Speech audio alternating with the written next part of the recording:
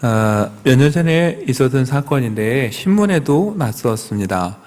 그 아들이 아버지를 살해하려다가 미수에 그쳐서 이제 붙잡힌 사건이에요. 참 안타까운 일인데 왜 이런 일이 벌어졌나 봤더니 이제 아버지가 변호사였는데 아들이 아버지 법률사무소 이름을 빌려서 몰래 가짜로 차용증을 쓰고 여기저기서 이제 돈을 빌려다 쓴 거예요. 그리고 흥청망청 쓰다가 이제 빚을 갚아야 되는데 갚을 능력이 없잖아요. 네, 차용증은 가짜로 썼지만 아버지 법률사무소 이름으로 써 있고, 그러니까 정말 악한 생각을 한 거죠. 아버지가 죽으면 이 빚은 다 사라진다고 생각을 하고 이제 아버지를 죽이려 했는데 이제 미수에 그치고 붙잡혀서 이제 재판에 넘겨져 실형을 선고받게 됐습니다. 참 세상에 이런 악한 일도 있구나 싶어요. 그런데 눈에 띈 게 뭐였냐면은 아버지가 변호사라고 그랬잖아요. 여러분, 자기를 죽이려고 한 자녀와 얼굴을 맞대고 지낼 수 있을까요? 사실 제가 상상하니까 그 자녀를 다시 대하는 것도 참 힘들 것 같은데 이 아버지는요, 법원에 탄원서를 냈어요. 아들의 처벌을 원하지 않습니다.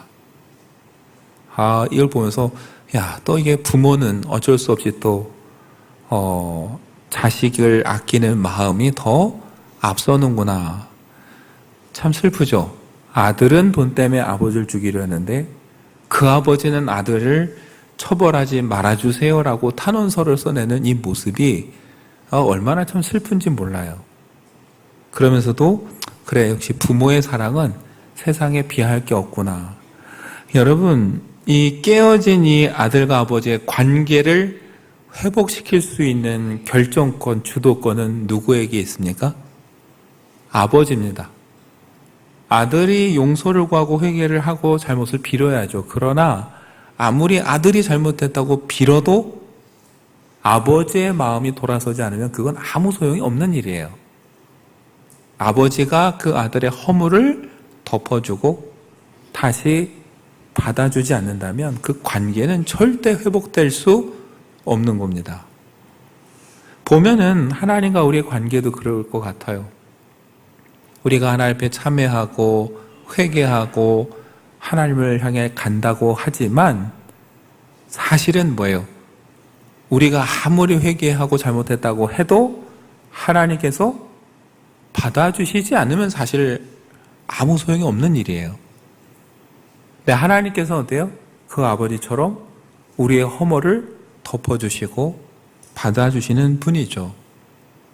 여러분, 아무 상관없는 것 같지만 바로 이 하나님의 은혜, 이것을 성소에서 보여주는 것 중에 하나가 분향단입니다. 네, 우리가 지난 시간까지 출애굽기 25장을 중심으로 성막 안에서도 가장 깊숙한 곳에서부터 살펴봤는데 증거계가 있었고 속죄소가 있었고 진설병을 놓는 상이 있었고 등잔대가 있었습니다. 근데 30장에 와서 나오는 설명 중에 하나가 뭐냐면은 그 성소에 하나가 더 있어야 되는데 그것이 분향단이다.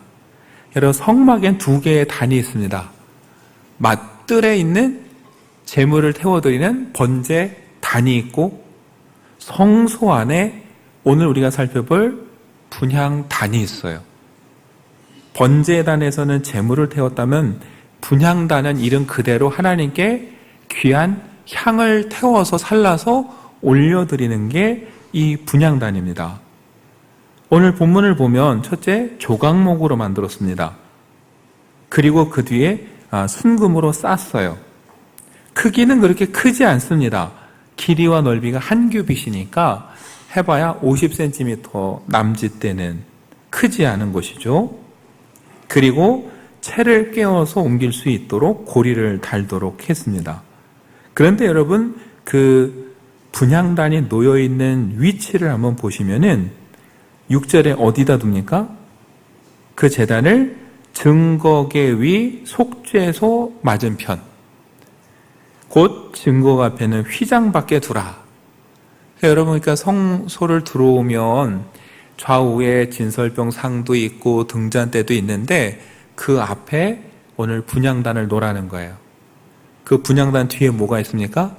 지성소로 들어가는 휘장이 있는 거예요. 휘장만 열면 이제 바로 하나님이 임재해 계신다는 속죄소가 있는 거예요. 거기다 이걸 딱 두라는 거죠. 그리고 그 다음 본문에 나오는 대로 아침 저녁으로 등불을 켤 때마다 거기서 향을 사르라, 이렇게 이제 하나님 말씀하시는 거예요. 그러니까 여러분, 이 분향단은 뭐예요? 성소에서도 하나님이 임재하시는 그 자리에 가기 바로 직전에 있는 거예요. 휘장만 거두면 이제 하나님이 임재해 계신 곳에 가서 하나님을 맞닥뜨리게 되는 딱 그곳에 위치해 있는 겁니다. 여러분, 제가 보니까 이 제사장이 거기서 향을 사를 때 그럼 사람들은 뭐 했나 봤더니 기도를 했다고 해요. 그런데 묘하게도 여러분, 그 계시록을 보면은 비슷한 내용이 있어요. 내생물과 24장로들이 향이 가득한 금 대접을 가지고 나타납니다. 계시록은 뭐라고 합니까? 거기에 담겨 있는 향은 성도의 기도라 그랬어요. 그러니까 제사장들이 향을 태울 때 밖에서는 기도했고, 계시록에서는 하나님께 드려지는 그 향이 가득한 대접에 있는 향이 그 성도의 기도다, 이렇게 말을 해요. 그렇다면 여러분, 오늘 이 성소에 놓여진 분향단에서 하나님께 올려드리는 그 향은 사실 뭐예요? 바로 그 향은 하나님께 올려드리는 성도의 기도라는 거예요. 여러분, 그러면 아까 말했잖아요. 이 휘장만 거두면 바로 하나님이 임재해 계세요. 하나님을 맞닥뜨리게 돼요. 여러분은 하나님을 맞닥뜨리기 직전에 무슨 기도를 하시겠습니까? 커튼만 열면은 제끼면 하나님이 계신다라는 그 순간에 여러분 무슨 기도를 하시겠어요? 거기서도 우리 집을 좀 넓혀주세요, 이런 기도 하시겠습니까? 아니면은 우리의 대학을 붙여달라고 기도하시겠습니까? 커튼만 젖히면 이제 하나님이 딱 계신다는데. 여러분, 그때 우리가 한번 생각해 볼 수 있는 성경이 이사야 6장이에요. 이사야 선지자가 하나님을 보게 됩니다. 하나님의 영광을 보게 되죠. 그때 이사야 선지자 입에서 튀어나온 말이 뭡니까?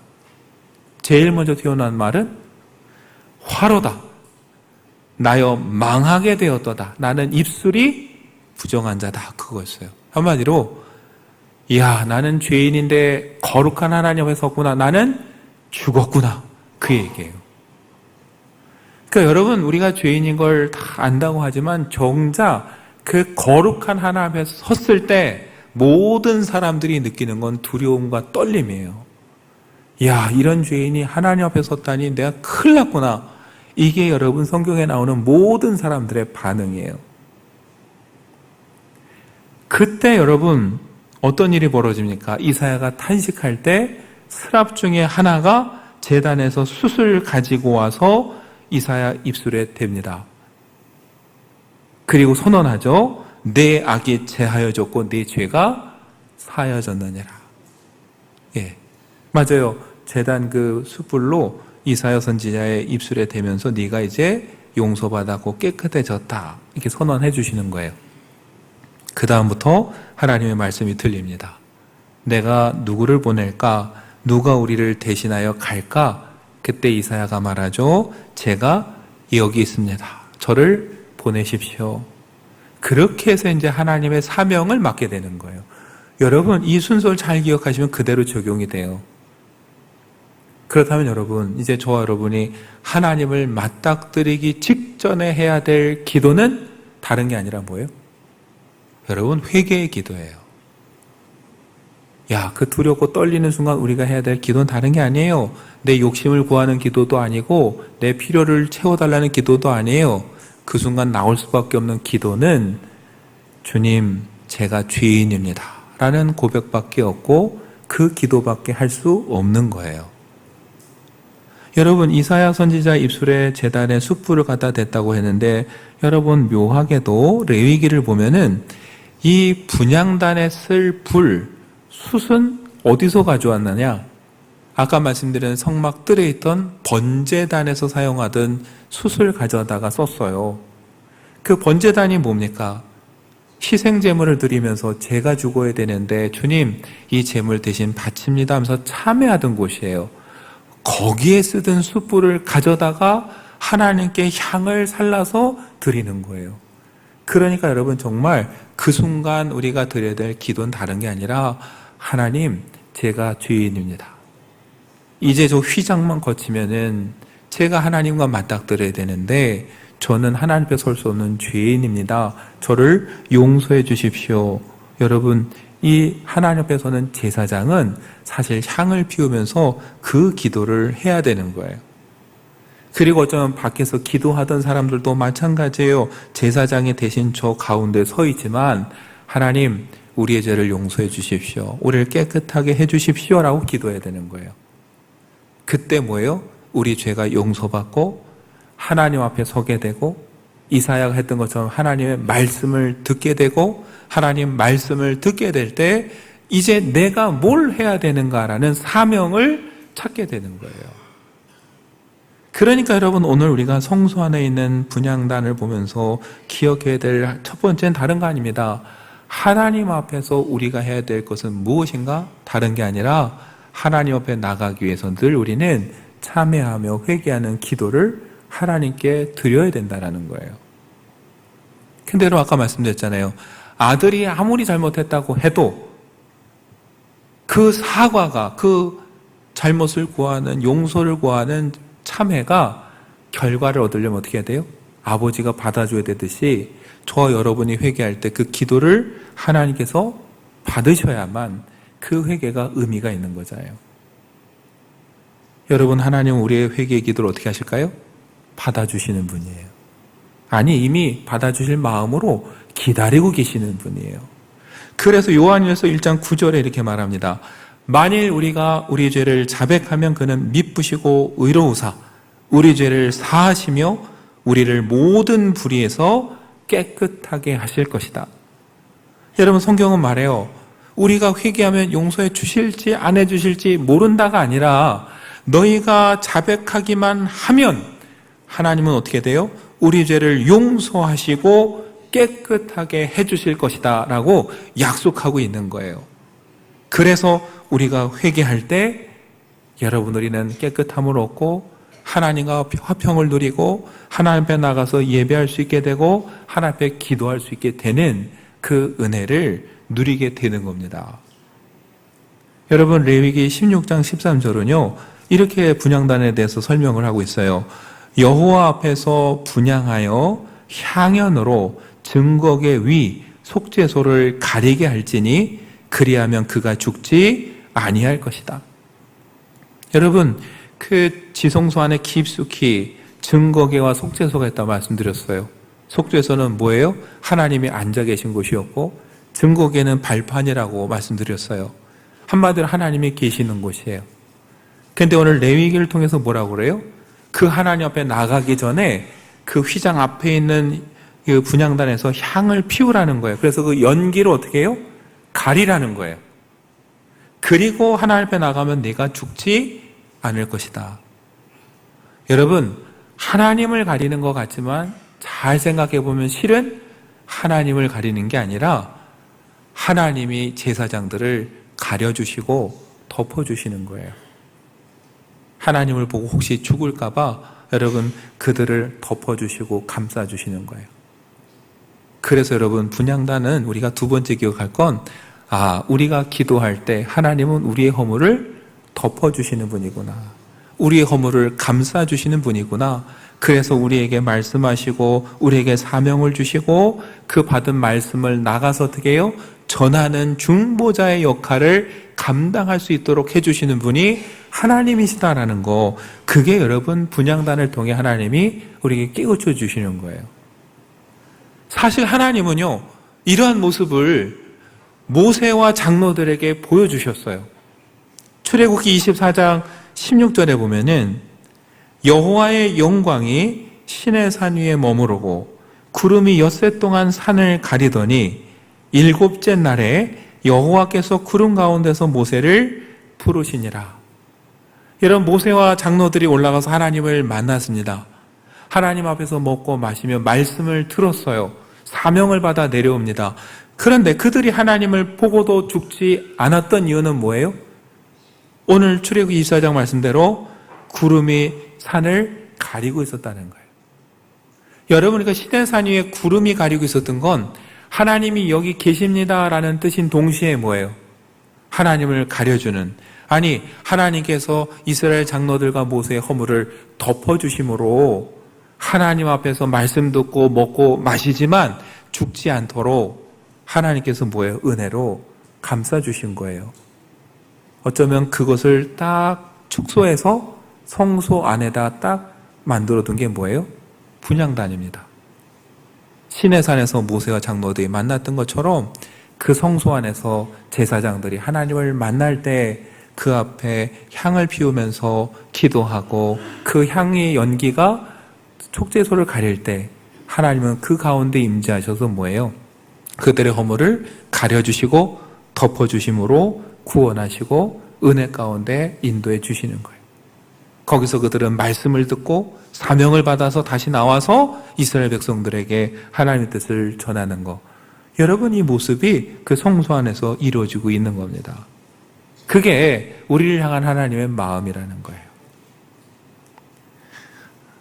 여러분, 아까 아들을 위해 탄원서를 냈던 아버지를 우리가 봤는데 성경에도 그런 아버지가 있죠. 바로 탕자를 기다리는 아버지였어요. 여러분, 아들이 아버지에게 자기 몫의 유산을 달라고 합니다. 정말 부모에 대한 아주 이게 무시고 조롱이에요. 제가 아들이라 부를 자격이 없습니다라고 할 때 아버지가 어떻게 합니까? 그 아들에게 옷을 입혀주고 신을 신겨줍니다. 뭐예요? 그의 그 죄와 허물과 실수들 모든 것들을 아버지는 뭐예요? 그 옷을 입혀주는 것을 통해서 나는 네 모든 허물을 다 덮어준다 라고 얘기하는 거예요.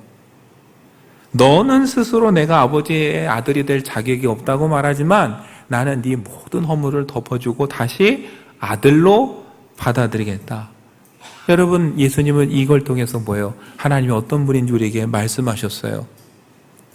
그럼 신약 성경만 그렇습니까? 아니에요.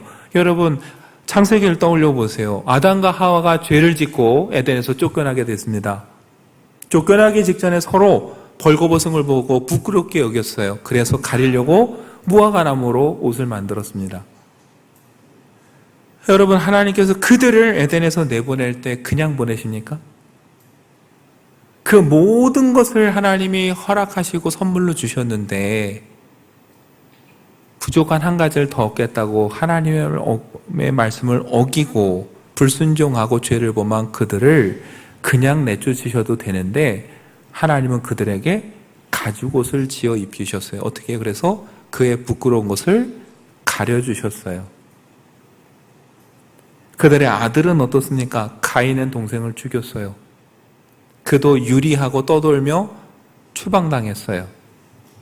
가인이 두려워했습니다. 사람들이 자기를 죽이면 어떻게 할까? 남은 죽이면서 자기 죽을 건 그렇게 걱정이 됐나 봐요.